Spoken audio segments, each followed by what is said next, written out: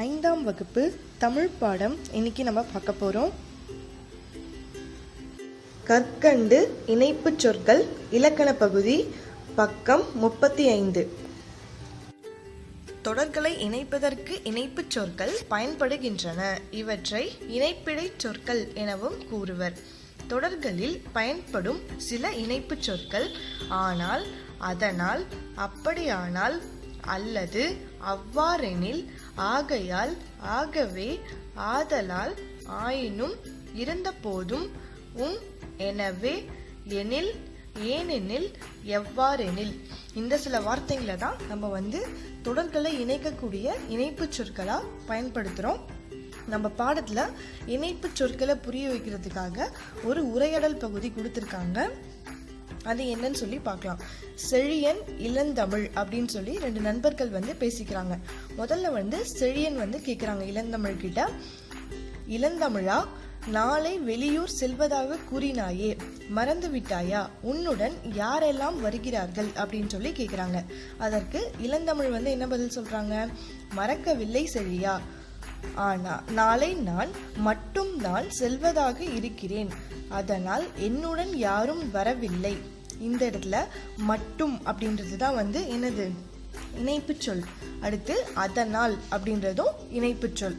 அடுத்து செழியன் என்ன சொல்றாங்க? அப்படியானால் நீ கவனமாக இருக்க வேண்டும் அல்லவா அப்படின்னு சொல்லி கேட்குறாங்க. இந்த இடத்துல அப்படியானால் அப்படின்றது தான் என்னது? இணைப்புச் சொல். அடுத்து இளந்தமிழ் என்ன சொல்றாங்க? நான் ஏற்கனவே சென்ற இடம்தான், ஆதலால் அச்சம் ஒன்றும் இல்லை அப்படின்னு சொல்லி சொல்றாங்க. இந்த இடத்துல ஆதலால் அப்படின்றது இணைப்புச் சொல். அடுத்து இளந்தமிழ் என்ன சொல்றாங்க? நான் திரும்பி வருவதற்கு 2 நாள் ஆகும், ஆகையால் தேவையான உடைகளை கொண்டு செல்கிறேன் அப்படின்னு சொல்லி சொல்றாங்க. இந்த இடத்துல ஆகையால் அப்படின்றது தான் என்னது? இணைப்புச் சொல். அடுத்து செழியன் என்ன சொல்றாங்க? ஏனெனில் இந்த வார இறுதியில் நமக்கு மட்டைப்பந்து போட்டி இருக்கிறது, அதனால்தான் கேட்கிறேன், நீ கட்டாயம் கலந்து கொள்ள வேண்டும், ஆகவே மறந்து விடாதே நண்பா அப்படின்னு சொல்லி கேட்குறாங்க. இந்த இடத்துல ஏனெனில் அப்படின்றது ஒரு இணைப்புச் சொல். அடுத்து ஆகவே அப்படின்றது இணைப்புச் சொல். நம்ம பாடப்பகுதியில் கிட்டத்தட்ட 8 வார்த்தைங்க நமக்கு எடுத்துக்காட்டா சொல்லியிருக்காங்க. என்னென்ன வார்த்தைங்க? மட்டும், அதனால், அப்படியானால், ஆதலால், அல்லது, ஆகையால், ஏனெனில், ஆகவே. இதெல்லாம் தான் என்னது? இணைப்புச் சொற்கள், தொடர்களை இணைக்கக்கூடிய சொற்கள். அடுத்து பாடப்பகுதியை பார்க்கலாம். முதல்ல சரியான சொல்லை தெளிவு செய்து எழுதுக. முதல் கேள்வி, அதனால் என்பது இணைப்புச் சொல். அடுத்து 2வது கேள்வி, கருமேகங்கள் வானில் திரண்டன, டேஷ் மழை பெய்யவில்லை. இத்தொடருக்கு பொருத்தமான இணைப்புச் சொல். ஆயினும் மழை பெய்யவில்லை. அடுத்து 3வது கேள்வி, கண்ணன் பேருந்தில் செல்ல விரும்பினான், இருந்த போதிலும் அவன் நண்பன் மிதிவண்டியே போதும் என்றான். அடுத்து கீழ்காணும் தொடர்களை இணைத்து எழுதுக. நான் விளையாட சென்றேன், கண்ணன் விளையாடச் சென்றான். இந்த இடத்துல என்ற வார்த்தையை இணைப்பு சொல்ல நம்ம பயன்படுத்தி எழுதணும். நானும் கண்ணனும் விளையாடச் சென்றோம். நானும் கண்ணனும் விளையாடச் சென்றோம். அடுத்து 2வது கேள்வி, வள்ளி எழுதி முடித்து விட்டால், எழிலி எழுதவில்லை. இந்த இடத்துல ஆனால் அப்படின்ற இணைப்பு சொல்ல நம்ம சேர்த்து எழுத போறோம். வள்ளி எழுதி முடித்து விட்டால், ஆனால் எழிலி எழுதவில்லை அப்படின்னு சொல்லி சொல்றாங்க. அடுத்து பெருமழை பெய்தது, ஏரி குளங்கள் நிரம்பின.